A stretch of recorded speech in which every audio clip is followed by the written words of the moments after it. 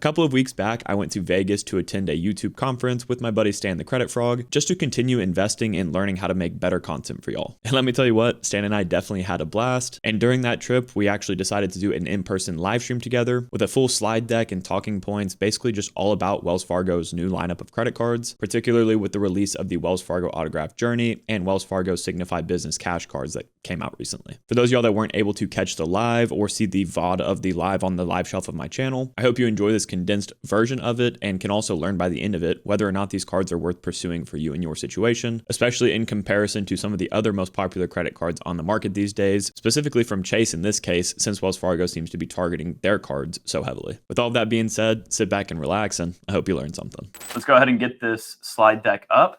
Thank you again to Stan for letting us use his templates here and putting this together. Of course. And Spencer, I think you said that you always wanted to talk about the Wells Fargo Autograph Journey card. I know I did my own video on that a little while ago and answered some questions in a previous live stream. I think it's the one that we did together about it, because it came out around that time, about a month ago. But why don't you talk about what you think about this card, how that really affects things, especially between Wells Fargo and Chase? Yeah, absolutely. So yeah, as Stan mentioned, I've been wanting to talk about this card. I haven't made a video dedicated to it yet, which I still maybe could, but this is honestly, this could almost serve as that. I'm going to be giving my opinions on the card in a more just open and honest fashion. That's what these lives are all about. But I mean, to start off, for those of y'all that don't know, Wells Fargo did release their new Autograph Journey card. It came along with the ability to now transfer your points out to partners on the Autograph and Autograph Journey cards, correct? Of course. That's all we have so far that are able to transfer out. Yeah, it's got a good welcome offer too. Absolutely. Yeah, it's got a 60,000 point welcome offer for spending $4,000 in the first 3 months. So does that sound familiar? That's exactly the Chase Sapphire Preferred,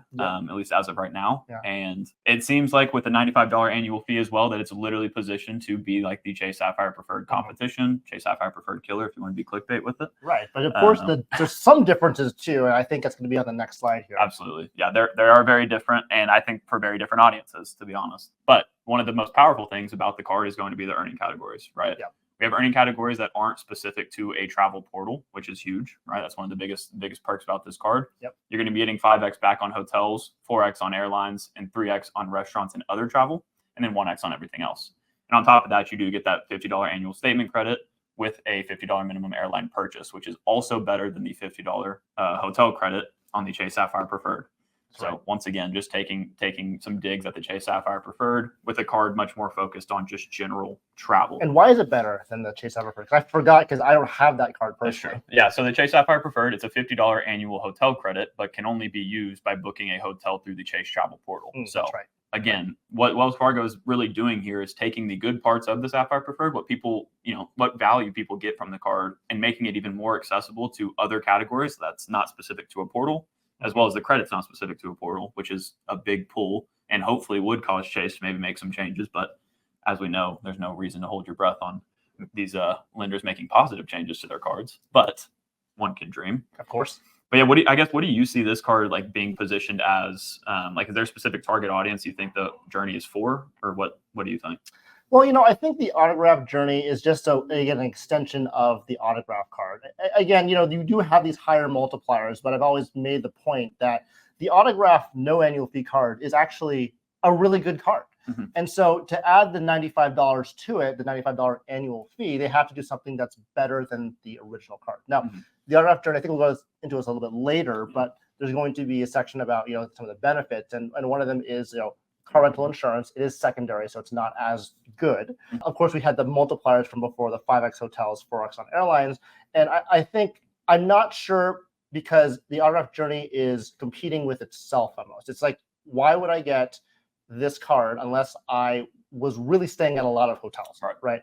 And there's a lot of great hotel cards already out there that have really great multipliers too. We know about things like the Marriott cards, it's about the Hilton cards, also the Hilton business card, that new refresh where that multiplier is already 5x too. Clearly not the same type of points, but I think when you look at these types of travel cards, at least for me, I'm more inclined to spend on a hotel stay on a hotel specific credit card than I am actually on something for the Autograph Journey. I don't know if that's the same thing for you. That's the same thing for me. And the biggest thing here that I think, I'll go ahead and remove this for now while we're talking about this. The biggest thing that I think about with this is that the only person I see it really being useful for, those categories, are people that are just completely agnostic when it comes to what hotels they stay in. Yep.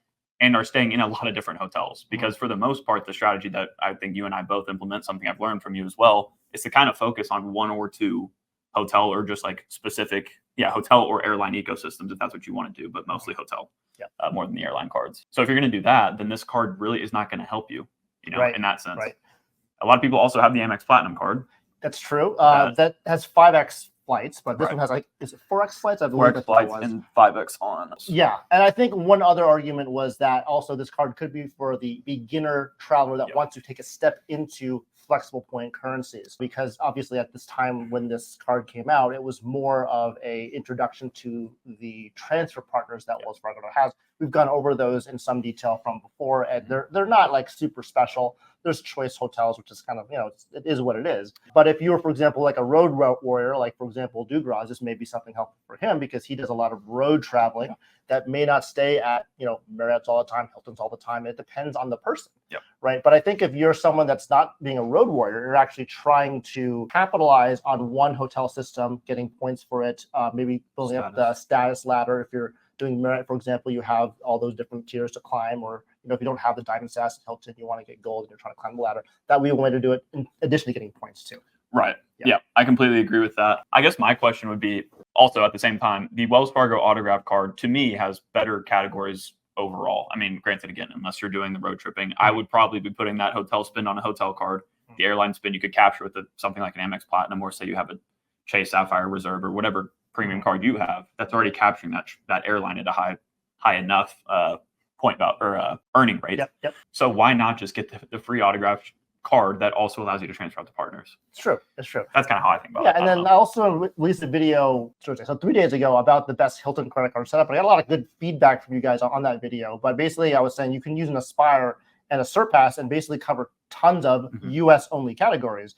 But that would be one way to really make that spend really helpful. Or you could bang out 4 Aspires, like some people on my comments have said. And that may be a better way to serve your hotel needs and your hotel earnings by just kind of really leaning into those hotel credit cards. Right. But that's kind of my view personally on the hotel multiplier. That makes sense. And then, 3x back on restaurants and other travel you can find with a lot of other cards. But if you need it, you need it. I think, we'll get into this a little bit later when we get into transfer partners, but any other specific benefits we're going to cover here? The cell phone protection is somewhat good on this card too. I want to say, and someone fact checked me on this, I think the Autograph Journey and the Autograph cards have the same cell phone insurance. But I can't remember off the top of my head. I know that you can see here on the bottom, it says get up to $1,000 on cell phone protection against damage, theft, or unintended separation, which is a good thing. You can just kind of depends on how you define that on your insurance claim. So to a $25 deductible, which is really not that big of a deal. So I think it's still pretty good to use. Yeah, I remember. I thought someone might have mentioned. I thought it was maybe 800 on the autograph or something weird like that, but still, it's very comparable. J-Man says, or J-Man316 asks, on the Journey, will the 5x and 4x work on third parties like Priceline? I know the 3x on travel on the autograph works on third party. And I think the answer to that is going to depend because it's not a general travel category. It is a hotel or airline category.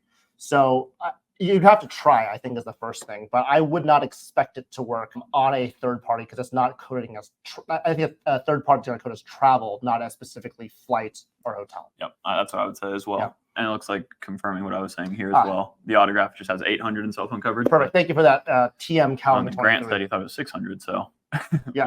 Well, we got. Oh, here we go. Matt Clausen has the answers. Here we go. They don't. Autograph is $1,000 and autograph, I think it's $800. I think $50. So it actually is a better. 25 deductible is pretty solid. Yeah, that's really good.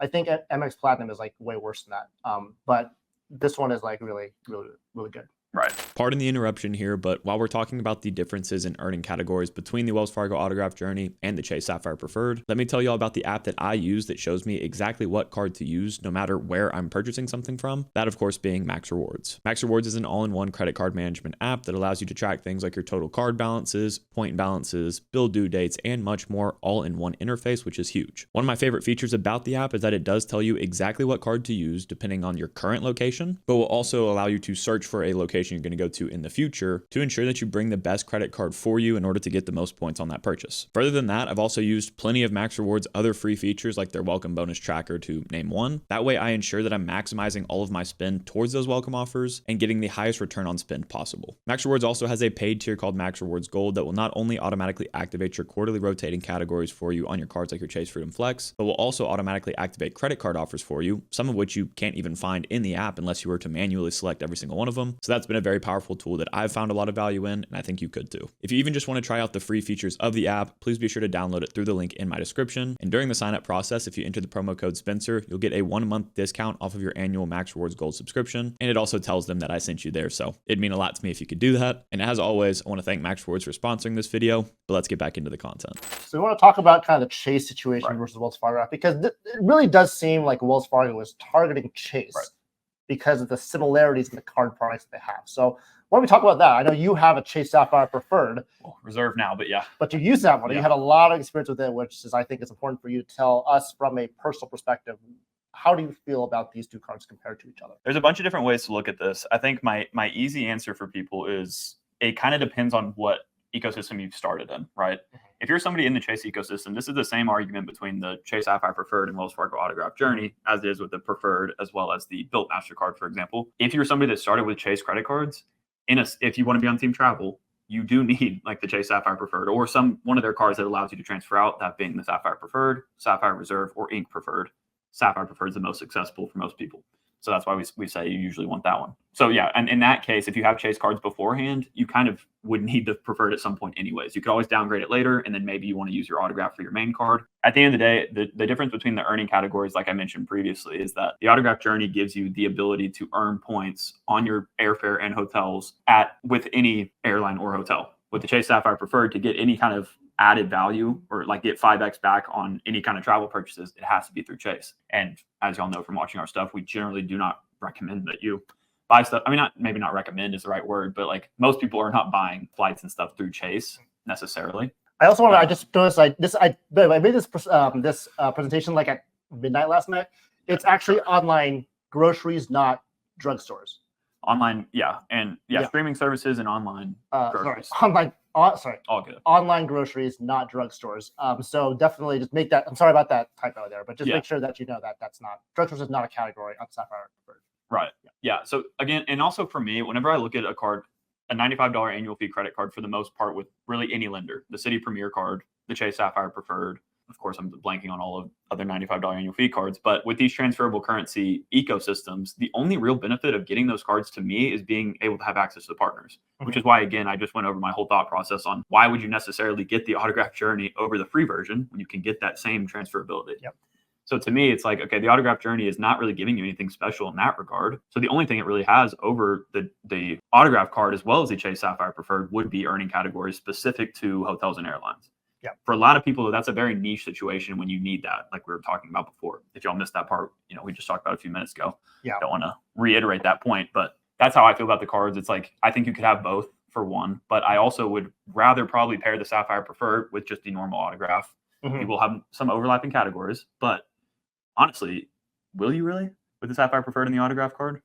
Maybe like one. I mean, you have a better general travel category. Yeah. You do cover the gas category, which is going to be my next thing about that, is that the Chase ecosystem, as we all know, are missing two important categories: groceries and gas. The Flex, they cover it one quarter of the year, but that's not helpful, offer, right? Or welcome offer. That's true.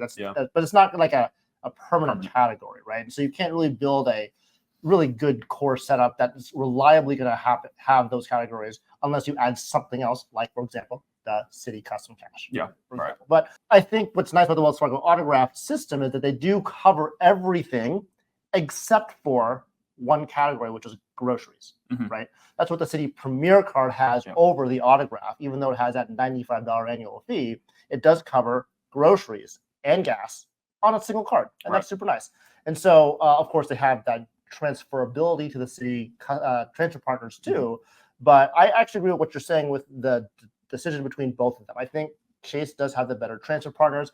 I would just use that card with the Chase ecosystem because right now Wells Fargo is doing a good job starting to compete with Chase, but Chase still has, because they have the better transfer partners, that end goal is already there for you. Right. And you can actually use those points in a lot better transfer partners, a lot better ways than you can with the Wells Fargo Autograph Journey, as for right now. I agree. And that is going to be why I was going to bring up Keith's response here too. So what Keith is saying here is that he'd take the City Premier over these two cards. Earning categories wise, I would agree. For me personally, that doesn't apply to everybody. Yeah. But what Stan was just saying, it really all depends on transfer partners, who you want, who you want access to. And for me, for example, the Chase transfer partners are exactly who I want to book travel with. I use Hyatt, I use Southwest. That's who I fly with and stay with in Texas. Yep. So it's just perfect for me. The City Premier is awesome, and I could use it for international travel or use the airline alliances to book domestic flights and stuff like that. But for me personally, it doesn't make as much sense, hence why I don't have it yet, but I do plan on adding it.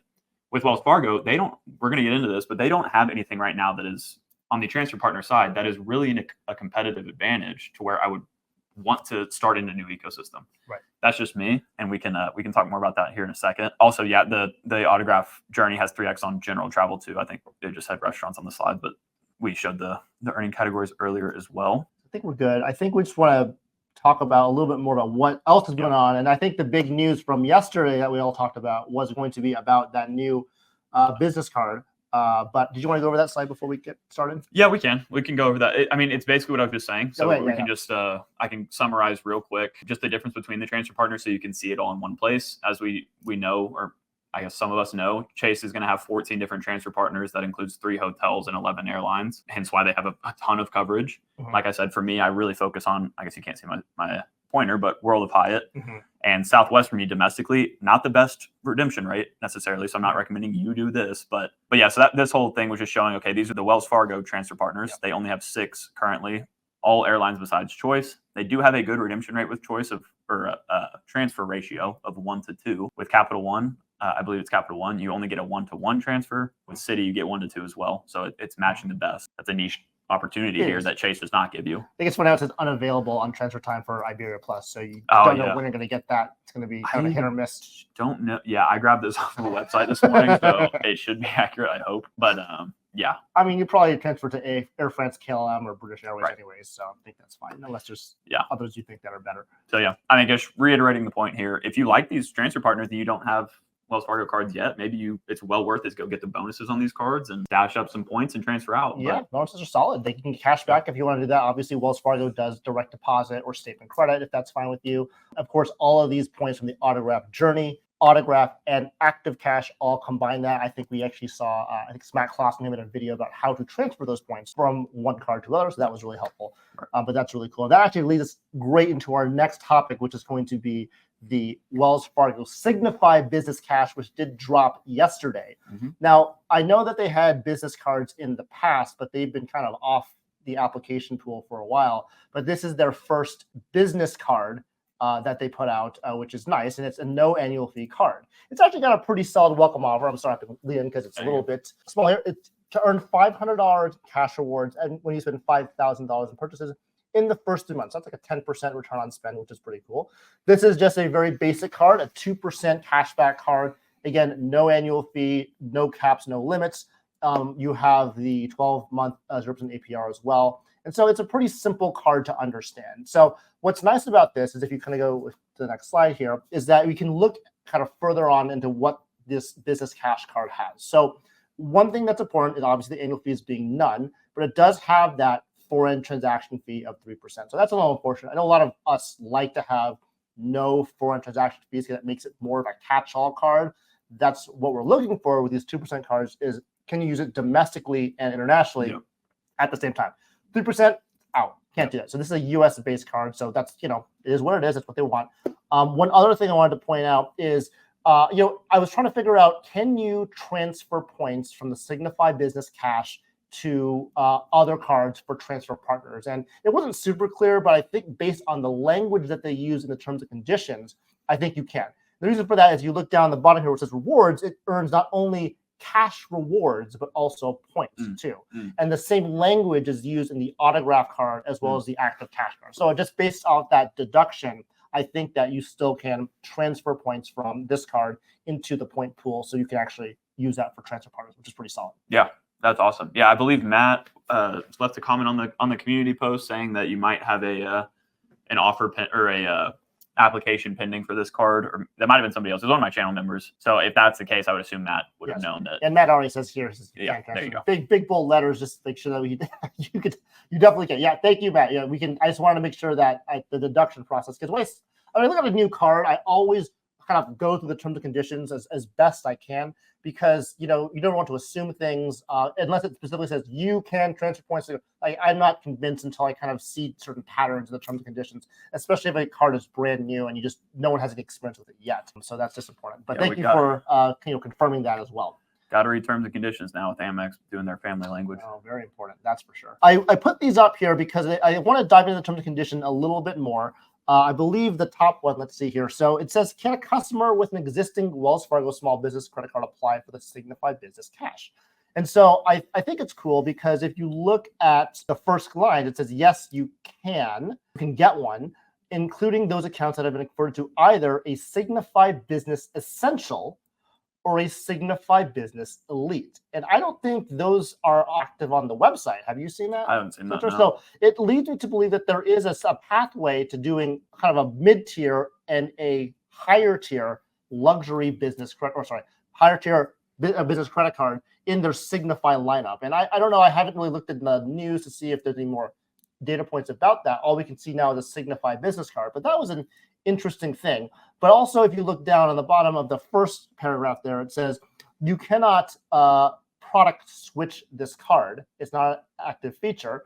If you want it, you need to apply for it. And I don't know yet if you have a Business Essential or Elite, can you product change down to the free version? Or does that just mean because of this new rollout, you can't obviously product change from a current business platinum or current business elite? It's not clear from the language. I tried to figure out if there was some kind of language I was missing, but from what I can read from these terms, I don't think it's not clear yet if you can make product change from a higher tier Signify card to a lower tier. But what's important now is that there's only one that you can apply for. And I think I'll put my hat in the ring saying that the Business Essential is going to operate more like an Ink Cash. Business Elite's going to operate like an Ink Preferred because they're just coming for Chase in every regard. I bet that's what they do in a sense. Yes, that's true. That's right. The Elite thing is, I remember the Bank of America Preferred, the Premium Rewards Elite. Yeah, so they're using the same terminology, the Elite card. So there's that. The only reason I put this second one down here is because if you look at the very bottom of the first paragraph, is that the minimum credit limit provided you meet the terms and conditions of this offer is $2,500. And refresh my memory, Spencer, it's $3,000 on the Ink card. Is that correct? Yeah, I've gotten both of the lowest limits on my Ink card, so I know it's $3,000. Well, I guess Chase is treating you just like Amex is treating CJ. So there's that. Exactly. There's something else I want to talk about the Signify card, because it actually does give you priority pass access. And if you look down in the benefits page, it does say that you get it. And it's not the same one that you think of. So it says, congratulations as a valued Wells Fargo Signify Business Cash, Business Essential, or Business Elite MasterCard cardholder. You are eligible for a complimentary annual Priority Pass membership, but individual lounge visit fees will apply. So we now know that there is a Priority Pass membership. It is for all three versions, the no annual fee, mid-tier, and higher tier versions of these business cards. But I was confused because I didn't know what it meant by say lounge visit fees will apply. And so if we go to the next slide here, I did look up Priority Pass memberships based on their website. I believe, and correct me for those of you if I'm wrong, by the way, because I'm not sure sometimes with these things, but I believe that we are always looking at the prestige version where you get the annual fee, you get covered by basically the credit card company, and you can get all visits free. But if you look at the standard offer, the one on the very left-hand side in green, there is an annual fee for Priority Pass memberships, but it does charge you like a $35 interest fee. So I think this Wells Fargo Signify card does give you Priority Pass, but it's a useless Priority Pass because the other cards give it to you for free, whereas this one you still have to pay some fee to get into each individual Priority Pass membership. I guess it gives you maybe $100 value. You could calculate it here as, but that's probably what they would market it as. But in normal fashion, I wouldn't even consider that a credit or like any kind of benefit necessarily, considering you also probably don't need a Priority Pass access with a free catch-all business credit card. You probably have it on a travel card. So, but it is a cool thing that you caught there because I hadn't seen that before. I wonder too, because they only call it Priority Pass membership here instead of like select. So that already shows you right there that it's not as high quality.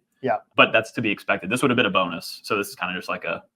And it's still unclear if it's going to be including, obviously, those Priority Pass restaurants too. I don't think Wells Fargo has any history with Priority Pass that we're aware of. And just from my thinking about it right now, the only ones that are like different is, as you know, the Chase Sapphire Reserve have recently downgraded starting July 1st, getting rid of the restaurant access. However, the Chase Sapphire Reserve still does give you the Chase Sapphire lounges plus that Austin Airport Sapphire Terrace, which by the way you did use on your way over here. Right. Yeah. I use it every time I fly now. I'll always post a little Instagram story when I'm in there, so y'all can come say hi if you want to. But it'd be really odd timing if you were at the same airport at the same time. But check me out. But yeah, like for me, I've talked about it in videos I think already. But to me, that didn't really impact my view of the card. I would use Priority Pass really only specifically for the lounges. It would have been nice to have the restaurant access, but for the airports I've flown into, I've never even used Priority Pass. I've usually used a Chase lounge or maybe a Capital One lounge with my Venture X. Right. And so the main reason I have the Venture or the Sapphire Reserve is for the Chase lounge. Yeah. And last I checked too on the topic of Priority Passes is that the Ritz-Carlton card from last I checked is the same as Chase Sapphire Reserve card, except you can't access the Chase Sapphire Terrace Lounge in Austin. Yeah. But you still can access the Chase Sapphire lounges on the Ritz-Carlton card. That's not that specific one terrace lounge. I know, yeah. So that's going to be something I talk about because I'm in the process of waiting to product change up to the Ritz-Carlton card. And then if that was the case, if I could get into the Chase Sapphire Lounge, I would probably downgrade my Sapphire Reserve again. Yeah. But I can't do that because I need access to the one in Austin. So it's going to be an interesting thing to think about. But and one more thing about that too is I wanted to make sure that everyone understands that I think the most powerful Priority Pass now is the Bank of America Premium Rewards Elite credit card, which I never thought I would say. Yeah. But it is, because there's that card, and then there's the U.S. Bank Altitude Reserve card, which they both get the access to the restaurants. Of course, the U.S. Bank Altitude Reserve only gives you 8 visits a year, whereas the Premium Rewards Elite card gets you that restaurant access and plus all the other lounges, as you would understand. Gotcha. Yeah. Awesome. Good note there. Let's go back here. Talk about like the total lineup of Wells Fargo in general. Because now we have theoretically a pretty nice looking setup forming. So what do you think on it first take? I really think that they are doing a good job introducing a lineup of cards, right? And so they have that 2% base card. They still don't have a good backup, like catch-all card with 2% with no foreign transaction fees. As we know, the bottom 2 cards here, they're 2% cards. They do have foreign transaction fees, so that's a little bit annoying, but it's something that we have to deal with. Same with Chase. But it is interesting that now they have that 2% level covered, whereas Chase still has that 1.5x on the Freedom Unlimited or the Freedom Rise, those sorts of cards. I like where they're going. I like that they have a business option now. It's definitely nice to know that you can get that card. And I do not believe, we have to check this, if the business card reports to your personal credit report. I don't think the answer is yes. I think pretty much you wouldn't, but you would still get a hard pull. Right. We could ask, RJ is the only person I know personally. If y'all had the old Wells Fargo business card, we could probably extrapolate that information to this one. But because RJ I know had the old one, and I don't know if he ever stated if it reported. I don't think it did though. I think it's just Capital One, and that's it these days. Yeah. So I think Matt Clausen has something here. He says Signify Essential is the card previous business card holders got transitioned to. It earns 1%. The Signify Elite will be a higher tier. So he has more information about that. It's kind of like the Essential was going to be more of a mid-tier card, but maybe I'm wrong. I haven't really looked into the Wells Fargo ecosystem as much. I just noticed that on the Priority Pass kind of description as well as some of the terms and conditions. So I just assumed that those are cards to come, but maybe it's already there.